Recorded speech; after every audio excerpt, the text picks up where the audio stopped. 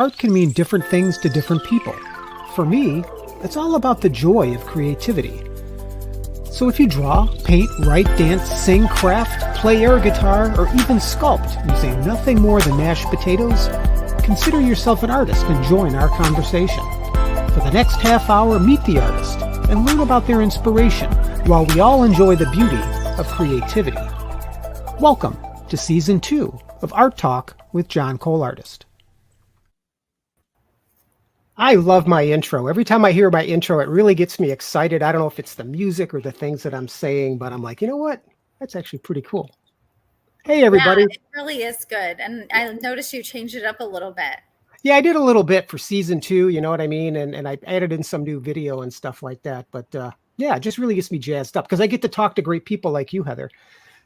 Hey, everybody, I just want to introduce, first of all, I want to say that today is Tuesday, April 30th, 2024. One of these days I will get the date right. And I think tomorrow's May 1st, right? Yeah, I was thinking there was, I don't know for what reason, but in my head, I was thinking there was 31 days, which there isn't 31 days. So yeah, tomorrow's the 1st. Tomorrow is the 1st. And to end this month and really start the new month off well, I've got special guest Heather Dorn on with me tonight. And she's got a very long list, a resume, so hopefully it won't take up all half hour here, but she's a certified master mind magic practitioner. She's a podcaster. She's an author. She wrote a chapter in last year's best-selling Behind the Power, Your Success is Waiting on You. She's been on the stage. She is a money goddess, and she's going to be on the stage again for TEDx coming up at Lake Charles. And this is the big one for me, she's the author of the upcoming book, Finally Worthy, Subconscious Money Healing from the Inside Out. Heather, thank you so much for joining me tonight. I'm so excited to talk to you. Thank you. I'm excited to be here. Yeah, I had you on maybe, I don't know, month and a half, 2 months ago, I think. It's been a little while. Yeah, it was in the winter time, like maybe February. Yeah, it was a lot colder here. Was it? It was when we did the other book, wasn't it? The other Behind the Power book. Yeah. I feel like it's been longer than that. Yeah, you know what it is? Time is just flying. I think we've got so many things that are going on, so many exciting things too. I know. I am actually kind of surprised that the time is just what it is today. Like it's going to be May. We're into the 5th month of the year. 5th month of the year, I know, and I know that the beginning of the year was a very busy beginning of 2024 because we started writing books, and I am in a minute, folks. I'm going to show you the cover of her book, and it is like I got to admit, I don't know who the graphic designer was. I haven't met that person, but they did an amazing job, I think, of capturing you as well as capturing the concept of your book, which we're going to talk a little bit about tonight. Yeah, thank you. But yeah, the beginning of the year was super busy, and I know that writing a book can be a challenging process. Before we talk more about your book, maybe you could share with us a little bit about, what did you feel about that whole process? Because it was pretty condensed. So my book is very personal. Well, all of them that we did in this group is very personal. But my book kind of goes back to, some of these early events in my life. And this was actually a bit activating for me, right. Writing the book, because I really open up about how, my version or how I saw and how I felt about these events as I was growing up. And honestly, really starting to come to terms with deep neglect that happened in my childhood. That I'm kind of really exploring this idea of emotional neglect and not really looking at it and going like, oh, I was emotionally neglected too, and really trying to understand what does that mean. And I was listening to somebody talk about this, and she mentioned, you don't really know that if you've never had a banana shake, you don't really know that you miss a banana shake or that you miss it. And right. So emotional neglect is a lot like this. You don't really notice that you're missing anything emotional, like that emotional connection that your caregivers, I guess, probably should have provided. You don't really understand that that's what was happening until because you've never experienced it, right? So it's a little bit of that. Writing the book has been, it's been very activating. It's been a journey of me being very excited to really just support other people through my experiences and through some of these learnings that I have really come to feel very, very strong about, and how to really create change, how to, have wealth and all the things. So why do you think it's so important then to put your story in print and to really share that vulnerability with the world? Because one thing that I'm realizing is that we really do, there's this mirror effect that happens, and we really do see ourself and our story when we see other people. Hmm. And this whole mirror effect has just, it just continues to baffle me when I see it. It's very much like, when you get mad at somebody and you're like, oh, you're just being rude.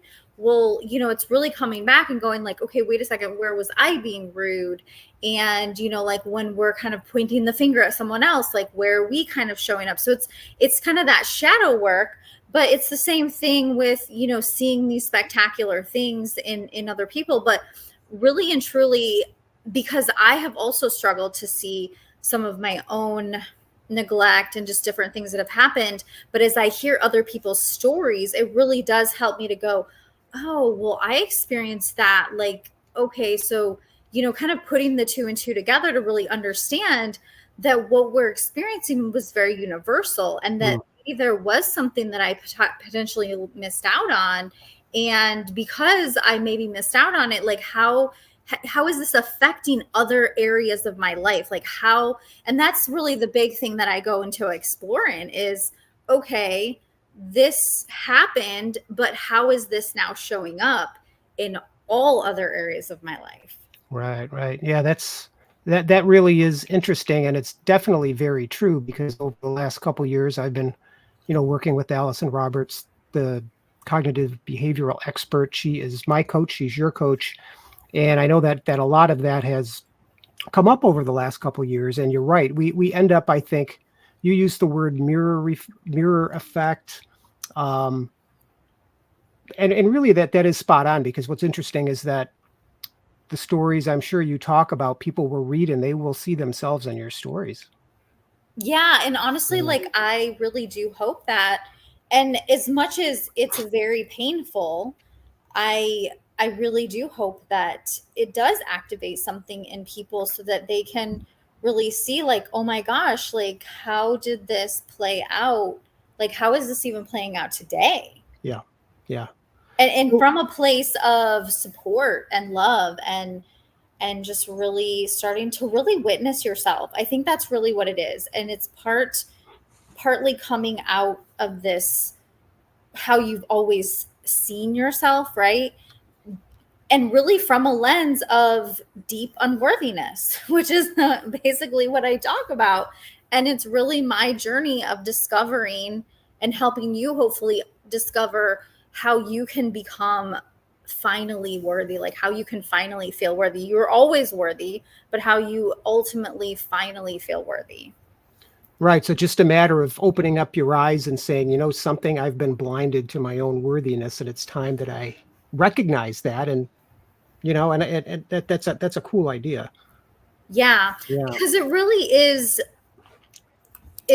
is important to understand that you don't become worthy, that you are born inherently worthy, that your Right. worth, your value, your ability to have and receive, and to just explore this planet however that is, that you are inherently worthy as you are, and you don't need to do anything, you don't need to add anything. And so that inside. And that's why I call it from the inside out. When you can start to explore that from the inside and really start to see yourself, witness my inherent worthiness from the inside, then it can become this outer experience that you can have.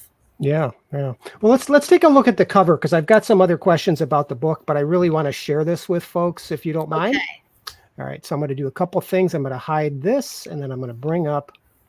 There it is. That is, like I said at the top, that is really, it's an excellent cover design. I think it captures your personality perfectly. And I just think if I were to walk into Barnes and Noble and I saw that on a bookshelf, I definitely would pick it up and check it out. So so my dream is to have an airport bookshop, like airport. You know how they have the bookshops in airports? Yeah. My dream is to have my book, whether it's this one or another one later on, is to have my book like be in airports. I think that's a great idea, because I don't know how many times I've been to the airport and I have stopped at those shops and picked up a book to read on the plane for, flights across country or whatever. That's a great idea. Yeah. Yeah. Yeah. So, just a little bit about this picture. I did this branding thing with a team earlier. It's interesting, like the timing of all of this stuff, because I knew this was coming up. Like I knew I was going to be doing the book and the TED and all of that.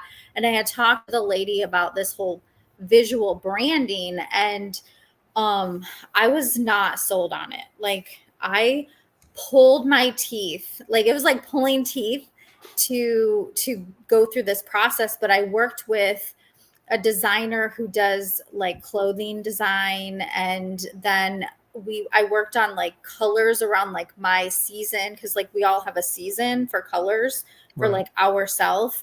So I worked on that, and like it was just this whole, the idea is that the photo shoot was to be this aesthetic visual representation of the brand of me, and to really show the essence and like capture like your essence and who you are. And so, I went through this whole thing, and literally this photo shoot was a whole freaking production. I mean, like I had all these outfits. There was a lady there that did hair and makeup. We had it all planned out. It was like on this whole document that was like, okay, you're going to be here in this location. And then these are all the types of photo shoots we want to get. And then you're going to be in this outfit in this location. And it was so like next level for me to have this production where these people like are there. Like this lady was like fixing my makeup between shoots and like my hair and all of this. And so it was almost like such a surreal experience. And so I even talked with Laura. I was like, well, maybe we just don't use the pictures from the photo shoot. And she was like, no, no, like you did this, to make the book part of this. So it was another like activating thing that was coming up, that like you are going to be seen. Right. So do you think take up space? Do you think that ties into that worthiness issue that you talk about in the book, though, right? Yeah, absolutely. It's really, it's seeing yourself for that you're worthy to take space, that you're worthy for people to see you, that, in whatever funky, weird stuff. Like it's so interesting, like at the gold pants, right? I remember when the designer sent me these links to outfits, and I saw these gold pants, and I was like, oh, that's happening. Like, right. We're gonna, because the whole idea was money, like silver and gold. And then, I had the idea of, we talked about this money, like that it would shoot out of the guns and just the whole thing. And so it's just, it all fell into place. But definitely I had these moments of like, am I allowed to be having this right now? Like, is this, can I, do I have space for this? Yeah. I mean, I don't know if I could pull off those pants, but I'm not doing a photo shoot, so who knows if I ever set one up. You never know. You might enjoy the gold I pants. might. You never know. Yeah. And tell you what, folks, if I ever wear gold pants, I definitely will post a picture to Facebook. So, fun fact, I'm actually going to be wearing this. So, the silver skirt that I have in the other that I did in the photo shoot, I'm actually wearing the silver skirt for the TED Talk. I'm glad you brought that up. Not so much the clothing, but the TEDx that's coming up now. Is that TEDx going to tie in with your book, or is it going to be completely different? So not directly, no. So my TEDx is going to be, the title of it is called The Art of Quiet Quitting. So, we're on the art talk. So it's kind of funny that it is related. But basically I talk about the toxic work environment that I was in and the realization that I had about being in this climb to the corporate ladder and how it just really wasn't this fulfilling experience. And at the end of the day, it created a shift in how I would define wealth and success. Yeah. And so it does tie into the book, but more indirectly in the idea that, wealth is more than just your job, your career, these things that we do. Right. Yeah, I think we're, and correct me if I'm wrong. I mean, you're more of an expert than I am, but it feels like that idea of wealth, even worthiness itself, that's almost like a conditioned state. I mean, I think, and I'm not going to speak for other countries, but I know in America, it often feels like wealth and worthiness, number one, are tied together. And then number two is brought on by things that you do outside of you, and that's that sense that I get about the idea of being wealthy. Well, are you wealthy? Well, let me look around and see if I have a nice house and a nice car. Well, yes, I am. As opposed to the idea that wealth and worthiness are not, well, they are combined such that it should be more of an internal feeling, an internal thing, because I think you're right. I think that's really where we may lose track of exactly what that means, if that makes any sense. Yeah, because you want to really understand that your ultimate worth is not your worth, but your wealth that you have, as far as the things that you have, the money you have. It's a direct result of you being able to receive, your ability to receive love, receive money, receive compliments, right? And how well you are at receiving is directly tied to how worthy you feel on the inside. So it's all tied. And so, one thing that I work with people on is really growing your capacity to receive. When you get quiet and you think about having a certain number in your bank account, if that feels extremely uncomfortable for you, then that means that you are uncomfortable with receiving that much money. But then beyond that, what does that actually mean, right? Like, what does it mean if I'm nervous to receive this money? Okay, well, why are you nervous to receive that much money? Like, what makes you feel nervous of it? And typically there are these deep subconscious stories and beliefs that were generated and created when you were very, very young. And it created a dialogue in your subconscious that amount of money is not actually safe to have or to receive. And so, how I talk about this in the book is really helping you go back to see where is things linked, So I talk about my mom leaving in the first chapter, and how is that then linked to what's happening today? Okay, so I ended up tying my mom leaving to the deep-seated belief that, like, and I see it in my mind. I see her walking away. I'm this little girl, and I see her walking away. And that little girl made the story in her head that she wasn't good enough for my mom to stick around. There was something inherently wrong with that little girl, and that's why her mom had to leave. Wow. And so then how does that play out every day? Well, if that's the subconscious story that plays out, when I go to try to get my job, I'm going to be playing out, oh, well, nobody in the room really wants you there. Like they don't really want to interact with you. When I go to write my resume, when I go to get clients, when I start my business, on and on and on and on and on, because there's that deep-seated story that's there, and it's rooted down into the fabric of how I ultimately believe and think and plays out. Yeah, that's interesting. All right. Yeah. And I can see that connection. I think once you know that, or you've made that connection, does it become then easier to see where it shows up in other places of your life, do you think? Or, if somebody's going to pick up your book off the bookshelf, right, and this is part memoir or autobiography, part self-help, right? It's kind of got this really Yeah. nice blend to it, right? For somebody picking this book up that may not, because subconscious means that you're not conscious of it, right? Right. It's under the surface. It's You under don't the realize surface, it. right? Yeah, it's like you said at the beginning of the show, you don't know what you don't know. Things might be normal as a child and you're growing up with these things, and then someday you're like, well, wait a minute, this isn't quite normal, right? This is Right. however you want to phrase it.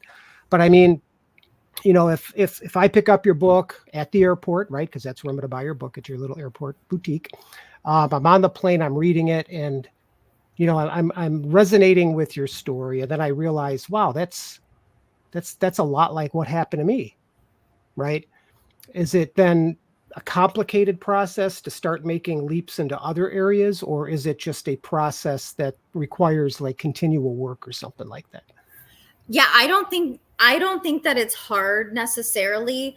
I do go through different prompts, and I do encourage you to do different things to kind of excavate these things.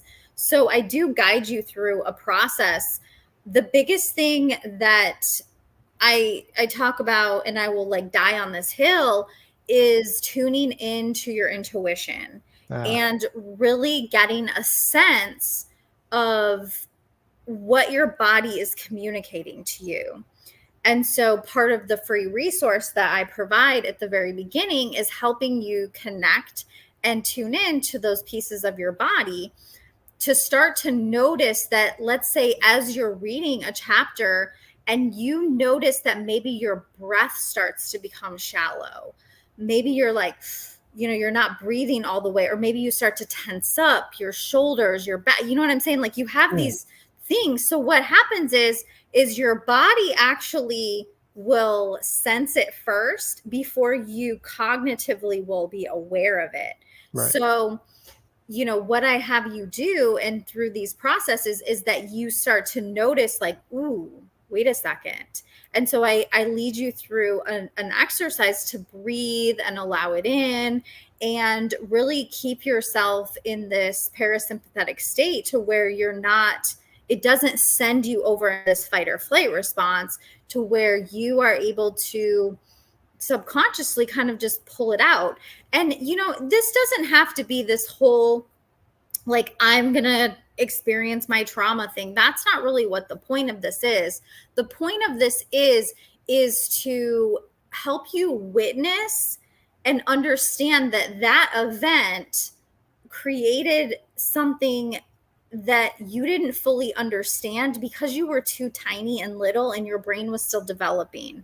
And Right. so what I want to help people understand is that you started believing that before you could really understand the world.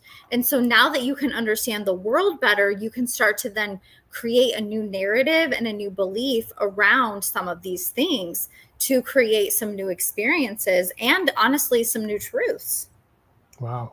That's, I hate to use the word deep, but I really think that that's a concept that that we really want to hear more about, because I think there is so much value in doing that. I myself have, over the last few years or so, taken the time to really look at that inner child, to kind of get a sense of, what was it like really for him? Because I think as we get older, we do tend to, uh, well, let's put it this way: the story can change over time, right? I mean, we do tend to make things up over time, and I don't necessarily mean that in a bad way, but I think a lot of times it's a trauma response. You know, yeah. So my dad hit me a few times with the belt. It wasn't that bad. I survived. I was better for it, and we start to justify behaviors that had this big impact when we were small. Um, but yeah, I mean, taking the time to really do that, and some of the, do you call them exercises in your book, or just questions, or how do you? Yeah, so I love that you asked that. So I share a story that about through the timeline, and then I do a section of reflection, and I reflect on this time, and I reflect on like how is this maybe showing up today and stuff like that. And then I do a section called "What does this have to do with your money?" Oh, okay. And then I directly relate that kind of learning event or that belief or whatever it is to what does this have to do with your money? How is this showing up with your money? How you make money, how you spend money, how you grow your money, like all the things, like how is this affecting your money? Right. And then I have you do an activity around that. Sometimes it's to write something out. Sometimes it's to think about something. I don't know. It varies depending on what we're doing, but I tried to kind of vary it depending on, how everybody learns and takes in information. Right. But yeah, it's like they're little sections like that. Well, let me ask you this, and this question just popped into my head. Why money? Why money of all things? So that's an interesting question. Um, one of my mentors told me one time, I heard her say on a call, she said, if you were meant to be an astronaut, you would be trying to be an astronaut. Like if it was placed in your heart to become an astronaut, you would be taking the steps to try to become an astronaut because you are deeply meant to become an astronaut and something has been fueled in your soul to become an astronaut. Okay. I don't know why it always stood out to me, but it did. And so I think about this money thing. And even as I was going through, as I've been like leaving my career and like moving into these parts, it's been this awareness of myself is that if I was not meant to help people with their money, then it wouldn't have been these like just circumstances that kind of led me here. Right. I mean, I even talk about it in the book, like, why did I become an accountant? I checked a box on my college application form because it sounded like the good idea. It seemed like the right thing to check off at the end of the day. I had no background in accounting. I had no background. I mean, like, my dad was a math teacher and like I was kind of good with numbers, but there was no like deep yearning for me to do accounting. This kind of is just something that I quote unquote fell into. And so when I like even look at my own journey, and hopefully other people can do this and go, oh my gosh, wow. So these things have been placed along my path for a purpose. And so why money? Because money is kind of what fell along my path that I have become extremely passionate about. And I believe that we all deserve to have more than, just enough. Like I talk about this in my speech, like I'm so passionate about, how there's so many people like living in poverty and the truth is for most people is that you can pull yourself out. And like if I have the keys to like, I also lived in poverty. So if I have the keys to say, hey, you can also pull yourself out of poverty, like, wouldn't I want to be able to experience? So that's just what's been in my heart to be able to do. Right. I'm very passionate about a lot of these things that, the government wants to do all of these things. And I'm like, but what about the people who are like making $10 an hour? Like, you're going to change this. Like, how is that going to affect them? Like, it's innately who I am. It just comes out of me to say, like, oh my gosh, what about this class of people? And it's just become a passion of who I and how I want to help the world, and like my imprint of how I can heal myself and grow as this individual and this human, and then also hopefully put an imprint on someone else along the way.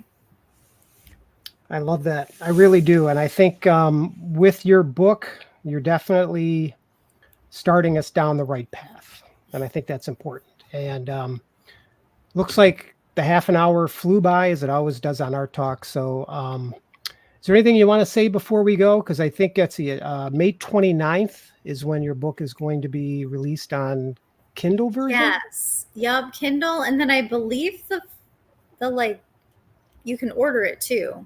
Right. I think. I'm just I'm one of those people that I actually don't read the directions to how to put anything together. I just kind of dive in. So I'm just like, well, I think it's going to be this way. And then I'm going to get to like the 29th and people are going to ask me, and I'm going to reach out to like the person who helped me set this up. And I'm going to be like, well, yeah. Now, how would, if people wanted to get a hold of you, if they wanted to find out more about the book, or, if they just want to look at the services that you offer, how would they get a hold of you? Yeah, so my website is heatherdoran.biz, and I am doing the free copy. So it's the free Finally Worthy. And it's all there, that particular information, but working with me, how to connect with me, like I'm in the socials, that type of thing, but it's all pretty much on the website, how to connect with me. Okay. But I am also doing a free copy. So it'll be the Kindle that you'll get. I'll text it out. So if you want to sign up now to get that free copy when we launch on the 29th, you'll go to that link and you'll sign up on that link, and then you can get like basically first access to the book. Well, that's very generous of you. I think people are going to get a lot out of it. And in the meantime, we've got TEDx coming up. Yes. That's on the 16th of May, which is it's in the Atlanta area. Yes. I don't know. Everybody says Lake St. Charles, and I'm like, I don't know. It's somewhere in the Atlanta area. Right. Yeah, it's at a movie theater, which is going to be. I know, really that's so fun. I think can people still buy tickets, or? I believe so. Yeah, I put the link at the bottom of the screen. It's tedxlakecharles.com. I'm not sure if there's tickets available. My guess is there probably are. Yeah, but make sure you reach out to one of us, because we have a coupon code that gives you like $36 off or something like that. Yeah. And really, folks, coming out to see the TEDx is great. Heather's book is going to be fantastic. I can't wait to read it. And hopefully you'll come on the show after your book's out so we can really dig into it a little bit. Because I would love that. Yeah, I haven't read it yet, and I'm really intrigued to really read that book and, talk about how perhaps we have similarities in our stories, because I would bet that we do.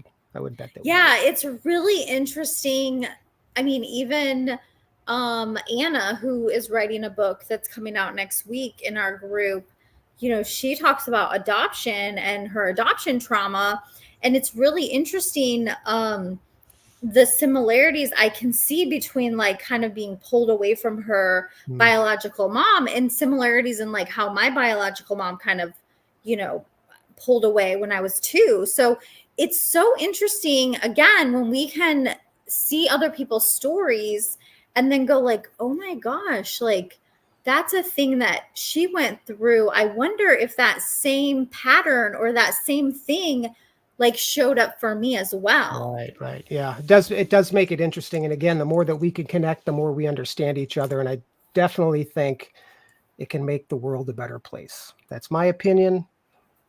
but I think it's Well, true. I have it on the back of my book too, and I say that I believe, that Heather, whatever, but I believe that we are here to help one person at a time, which Yeah. you are that one person.